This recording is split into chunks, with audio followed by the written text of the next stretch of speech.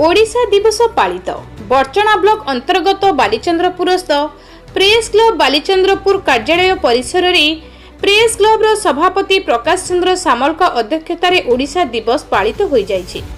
एथिरे मुख्य अतिथि भावे बालीचंद्रपुर पंचायत सरपंच प्रतिनिधि अमीय कुमार साहानी जोगदे उत्कल दिवस अनुचिंत आलोचना करी उत्कल गौरव मधुसूदन दास, गौरीशंकर राय, श्रीरामचंद्र भंजदेव, उत्कल केशरी हरिकृष्ण महताब, पल्ली कवि नंदकिशोर बल अवदान को ओडिया जाति केबे भी भूली पारिबे नाही बोली प्रकाश करथिले।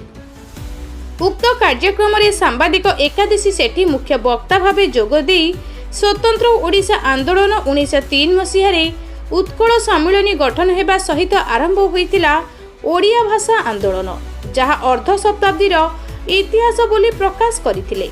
अन्यमानक मध्यरे सांबादिक प्रभास कुमार दास, उत्कल केशरी सामल, रंजित कुमार साहू, उमेश कुमार साहू, अजय कुमार सेठी, सुरेंद्र कुमार बेहेरा, प्रदीप्त किशोर महाराणा प्रमुख जोग देइथिला बेले प्रफुल्ल कुमार पंडा धन्यवाद अर्पण करथिले।